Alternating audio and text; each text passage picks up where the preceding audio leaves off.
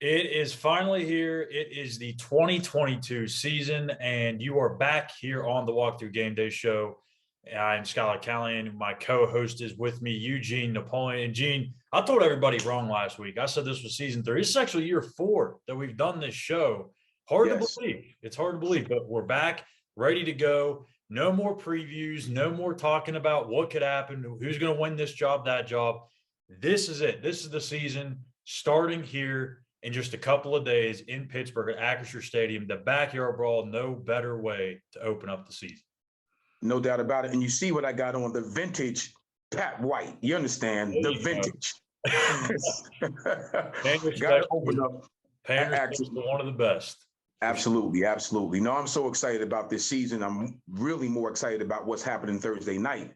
So I can't wait to get into that because we both know what that means for both programs. I don't care about the other program, 79, what is it, I-79, but I'm looking forward to it. I think we have a lot to prove on Thursday night. Yeah, definitely. I think both teams could get off to a hot start if they win this game. You look at Pitt; they've got Tennessee in a couple of weeks, but outside of that, their schedule is very favorable, and I think everyone's kind of picking them as a dark horse to make the college football playoff. Meanwhile, West Virginia's not getting the same attention that the Pitt Panthers are, but like you and I have talked about, if they get out to that hot 4-0, 5-0 start, things could start steamrolling. They could be a team that gets into that conversation as well. So let's talk about this rivalry. Obviously, you've played in it. You played in it for both sides, actually. For those that don't know, Eugene actually started his career at Pitt before transferring to West Virginia, which was a good decision, I think, by you. Absolutely. But it's a series that, even though it looks like Pitt has dominated it, it's really been West Virginia. You know, I think that the all-time series is like 61-40 or something like that. And you have a couple of draws in there, but the earlier portion of this rivalry, like early 1900s, was dominated by Pitt. No one cares about the early 1900s. I'm just put it out there. I don't care what rivalry you're talking about. I don't care if it's West Virginia, Pitt, Ohio State, Michigan, doesn't matter. To me, the real football began probably around like the 60s, 70s and on. And since then, West Virginia has dominated this thing. They've won the last 3 games. So the most recent, they won 7 of the last 10 and 16 of the last 23 of this Backyard Brawl. I don't know if that seems like domination to Eugene, but I think these last 30 or 40 years, it seems like West Virginia's kind of had the upper edge. And that's really when football has actually become what it is today. I agree. We'll put it this way. If those numbers were depicted on the other side of that, exactly. Okay.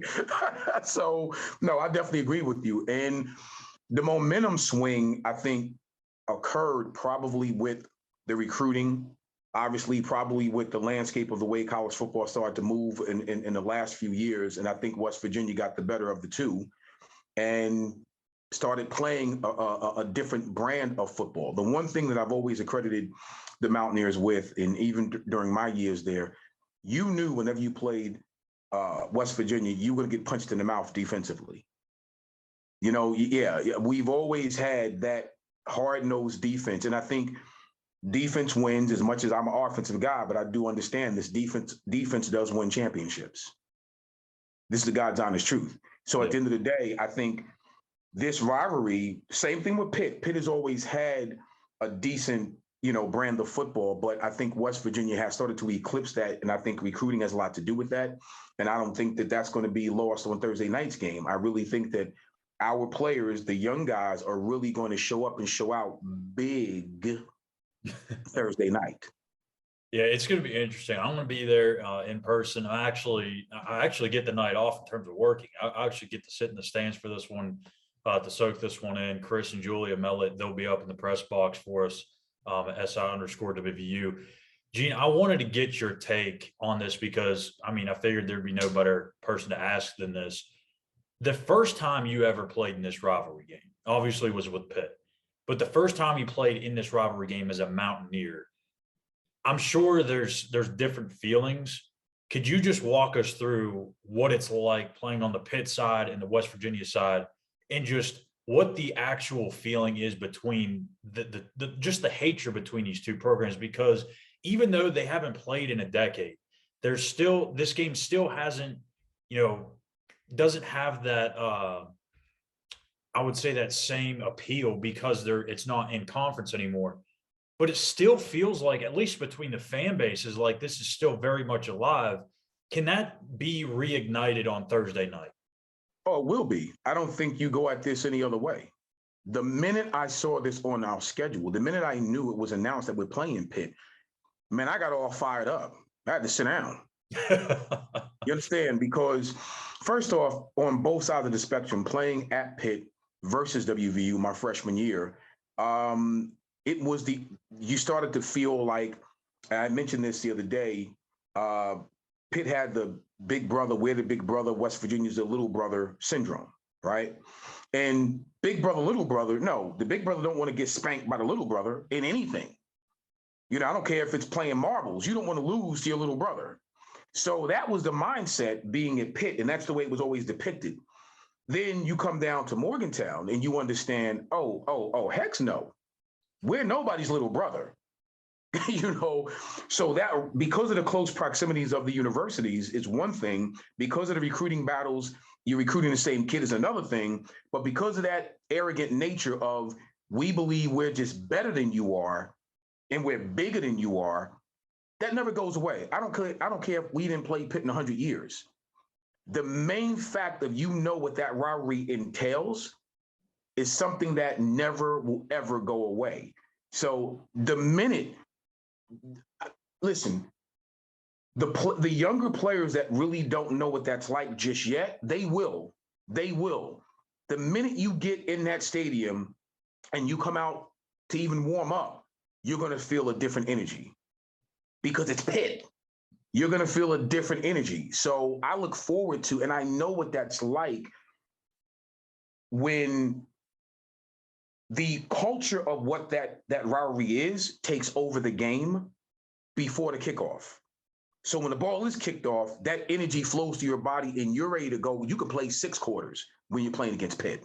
So Thursday night is going to be, it's going to be an amazing experience for you. And I'm so happy you get to experience it firsthand. Yeah, it's going to be an electric atmosphere. I mean, obviously when this game was announced, I think it was before I started getting into media and stuff. So I was excited about it from a fan's perspective. Now I'm in the media, so I'm not necessarily a fan anymore, but it's still exciting to get to see this game. And I've talked to a lot of people, a lot of fans on Twitter have messaged me back and forth, a lot of fans that, I follow our stuff very closely throughout the years. And it's just a different feeling about this one. Again, it's still not a conference game, but the fact that these two teams are playing a game, it just feels right. Number one, but number two, it just the pressure and the uneasiness feeling. It's almost kind of like a high. You know what I mean? Like you don't want to lose to this team. Like, and we have talked how many times about this, Gene? Like, this is a big year for Neal Brown. If he gets off to a slow start and he loses some games to, some teams he shouldn't, or he loses to Pitt or Virginia Tech, or maybe even both, that seat's going to get a little warm. If he goes and loses to Pitt, I don't even care if it's by 1. There is going to be a huge portion of this fan base that wants him fired by Friday, just because of how much this fan base cannot stand the thought of losing to Pitt. And I'm sure it's the same for Pitt fans in regards to West Virginia. Right. What about this game? What can this game do for Neal Brown? I think, first off, winning this game, it definitely puts a feather in his cap. I'm not even sure if Neal Brown really understands the venom this rivalry really is. I mean, you won't know it until you play in it or you coach in it. Yeah, so you can talk about it all you want, but right. Until you coach it and until you play in it, it brings on a different meaning, right? Neal Brown and his staff goes down to Pittsburgh on Thursday night and they beat Pitt.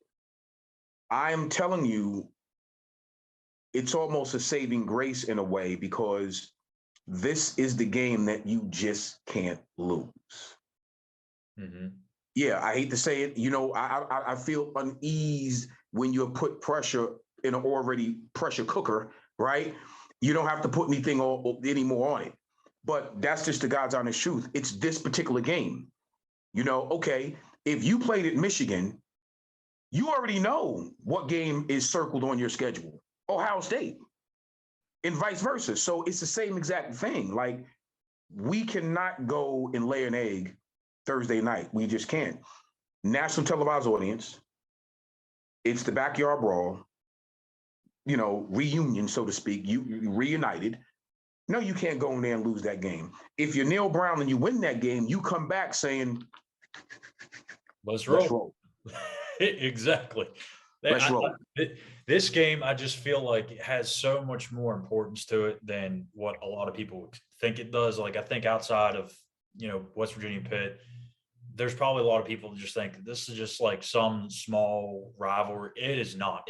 I mean, I think it could be one of the biggest rivalries in college, not just football, but college sports. I think it's right up there with Ohio State, Michigan, Carolina, Duke. Right. I mean, Texas, Oklahoma. I mean, it's right there. I really think it is. The history's there. The hatred's been there. So, Gene, let's get into the game itself. West Virginia at number 17 Pitt, Thursday night at Acrisure Stadium, 7:00 kickoff. College game day is going to be there as well. So just to add to all the madness that's going to be happening in downtown Pittsburgh, Lee Corson and gang are going to be there an hour before kickoff or so. So what does West Virginia need to do to win this game? In my opinion, it starts with the fundamentals. And I know it sounds cliche, but when you're playing a team that just won the ACC championship a year ago, Right.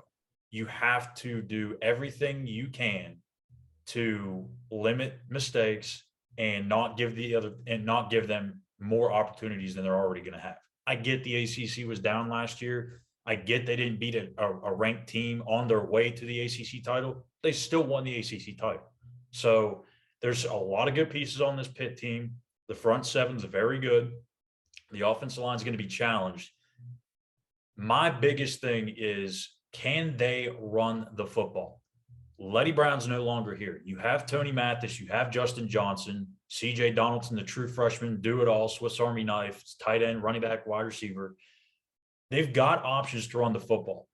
But there's 3 to 4 dudes that could legitimately be top 2 or top 3 round picks in the NFL on that Pitt defensive line. This is going to be a big challenge for them. They cannot be one-sided and just throw the ball 45, 50 times a game, or in this game with JT Daniels. I know Graham Harrell wants to do that, but to win this game, they've got to be able to run the football. And on the other side, I think it starts with almost taking away the passing game, because Pat Narduzzi loves to run the football. He didn't do a whole lot last year. That's why he and Mark Whipple went different ways. He's hell-bent on running the football. And I think this West Virginia defense has the personnel to stop the run. So if they can take the pass game away, I don't know what Pitt's going to do. So that's some of the keys to the game for me. Gene, what do you think has to happen for West Virginia to get this one? Let me tell you something. I like what you just said. I'm going to add a few things to your points of reference. The biggest thing for me, special teams. Yeah. There's when you play a game like this, the mistakes are usually made on special teams. You know, fumble here, fumble there, bad, flipping the field, bad field position. Those things across the game itself, while the game is going on, if you play well on special teams, it adds either 1 to 2, potentially 3 more offensive possessions. Depending on if the ball bounces your way, right? If a mistake is made. So that's one, which also helps your defense when it comes to down late the third quarter, late in the fourth quarter. It helps your defense when you think about it from that perspective. Other side of it, which I find quite interesting, I think West Virginia on offense, we have to be balanced. I think WVU has to be balanced on offense. Like you said, I think we have to run the football well, which I think will open up the passing game.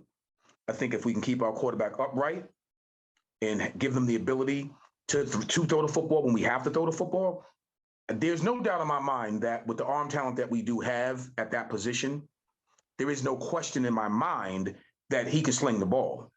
The question is, what position do we put him in to sling the ball?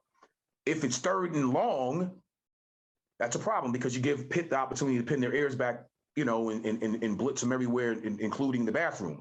We don't want that. So I think we have to be balanced. We have to be very careful with that. I also think our defense, for some odd reason, my gut is telling me the Mountaineers on defense is going to be ready to play this game. It's telling me that for some odd reason, I get the feeling in my heart of hearts that they really feel they have something to prove. And I think they're going to get after the quarterback. I'm going to say at least 2 or 3 sacks. I believe that. I think we're going to get at least 2 or 3 turnovers on the ground, with Pitt fumbles, which is going to open up an opportunity for our offense to do the things that they need to do. So I think special teams being balanced and our defense with the ability to keep the ball out of the air when they do throw it. Like I said, get to the quarterback, make the adjustments on the back end with our secondary to make it a little bit more confusing for them to throw the football on time and in rhythm. If we do those things, I tell you right now, I do not think we're going to have a problem coming out of Pittsburgh with a win Thursday night. There it is. He's previewing his prediction. He's previewing it.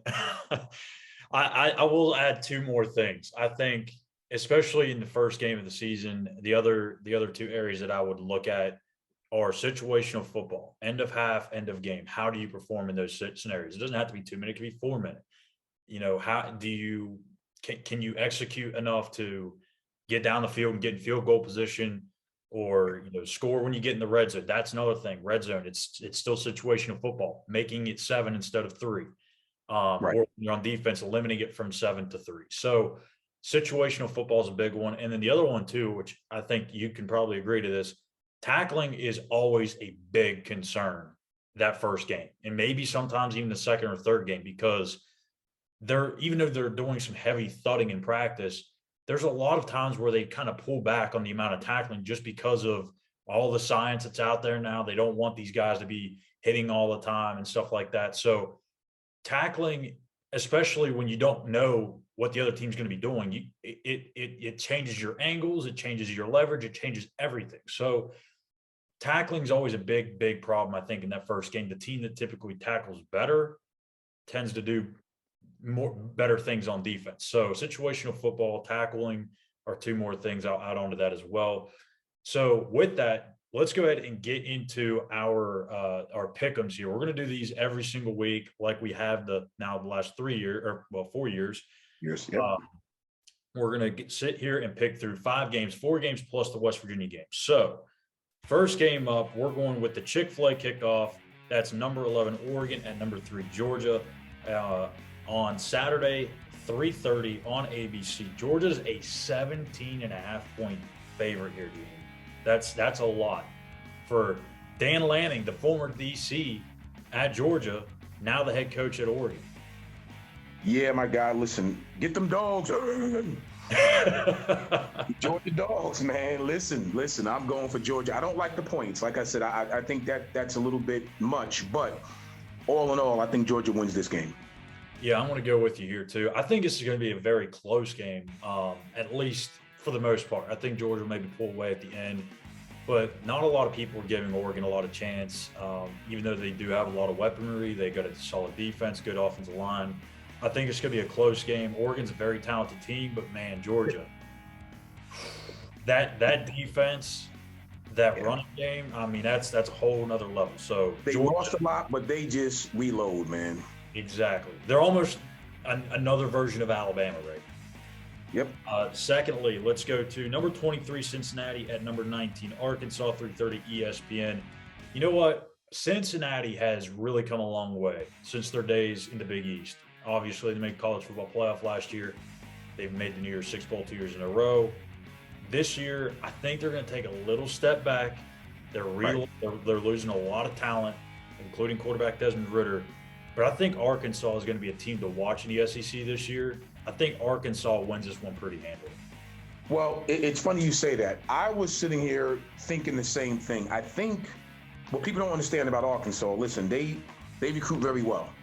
And they too, I'm not going to use the term reload, but they seem to get the right players, the type of players that they need to fit their system. I'm with you.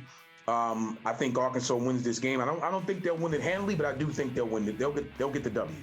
Pittman's a really good coach too. I think he's the guy that's going to get them turned around for sure. Number 7, Utah at Florida at 7:00 in the Swamp, ESPN. Utah -2.5 point favorites here. Utah is a team that everyone likes in terms of the college football playoff. They believe they can win the Pac-12. I'm not quite there on Utah. I think they're a good team, maybe a 9-10 win team, but I don't know if they're going to be able to go into a very hostile environment in the first game of the season against Billy Napier. I know it's a whole new coaching staff. But you know what? I think Billy Napier starts off his career there on the right side, gets a huge upset of Utah. Utah will bounce back and be just fine, but I think Florida gets this one. You're not going in the Swamp first game of the season. Nah, I'm with you on that. I think Florida wins, and I actually think Florida wins decisively in this game.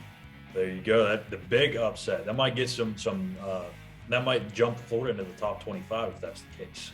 Top 5 matchup, probably the biggest matchup of the weekend, and the point spread here, Gene's going to surprise you. Maybe it won't. But number 5, Notre Dame at number 2, Ohio State, 7:30 ABC. Ohio State favored by 17 points in this game. 17-point favorites for a 2 versus 5 matchup. Come on, take the points. I don't care what the deal is. I understand Notre Dame's on the road for this one. Ohio State's absolutely loaded on the offensive side. They got the quarterback back, C.J. Stroud. They got Jackson Smith and Jigba. They got a ton of receivers, ton of running backs to work with. Travion Henderson.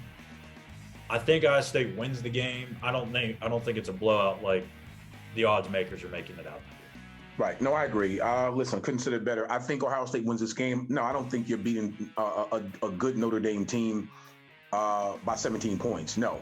But I do see this as being very competitive, but I do think the Buckeyes, as much as I hate to say that, will pull this out and they'll get the win. And then the last but not least, the game that only everybody cares for on the show, West Virginia at number 17 Pitt, 7:00 ESPN. Pitt is a touchdown favorite in this one. Are the dogs going to be barking in this one, Gene? Listen, throw all that rhetoric out the window. Number 17, I wouldn't give a damn if they were number 1. Throw it all out the window. When you talking about West Virginia, Pittsburgh, it doesn't matter, okay? West Virginia will go down, and I'm saying it. You see it. You bleed gold and blue in this house, baby. Listen, West Virginia will go into Pittsburgh and beat them handedly. Yes, I said it on Thursday night. We will walk out of Pitt with a handily smackdown on the Panthers. I'm saying that, I'm fired up. I'm not even going to give a score. I'll say this. It'll be better than 14 points. Oh, man. How does that not fire you up? If you're not watching... Look at this. If that doesn't get you fired up, I don't know what will. Oh my gosh, that was a hell of a pick. And honestly, that should just make you want to come back to watch this show every single week, right? So Pitt's going with West Virginia. I think this is going to be a very, very close game. I think it could go either way. I've said it for a long time. I think when you look at the roster in terms of where both teams are at, I think Pitt maybe has a little advantage because of coming off that ACC title. They got a lot of pieces coming back. I get they don't have Kenny Pickett. They don't have Jordan Addison. I understand that. Pitt is going to be good again this year. They may win 9-10 games. They could sneak into the playoff. I don't know if that's possible, but they're a good football team. I'll give that to them. But I know Gene will be mad at me. I know Chris will be mad at me. I know the fan base will be mad at me if I don't go with West Virginia. I thought about it. I almost went with Pitt, but I'm going with the West Virginia Mountaineers, 33-31. And the major prediction of the game, Casey Legg hits a 47-yard field goal to win it. How about that? 31-30, Pitt's leading. Casey Legg hits a 47-yarder to win it as time expires. How about that for a backyard brawl? That's a heck of a backyard brawl. But now you're going to make me come out with a score. Oh, yeah, you got to now. 35-24, baby. Okay. That was a little more realistic than what I thought you were going to say, because I think No. last year I think you said 70-7 or something with the Maryland. But yeah, so it's here. College football season is here. We're going to be here every week previewing the West Virginia games. We're going to do the DVM pick'ems every single week. We'll keep track of how we're doing as well. On the weeks that West Virginia plays on Thursday nights, we will have this show up on Tuesday. I know they play, I think, maybe one or two more Thursday night games.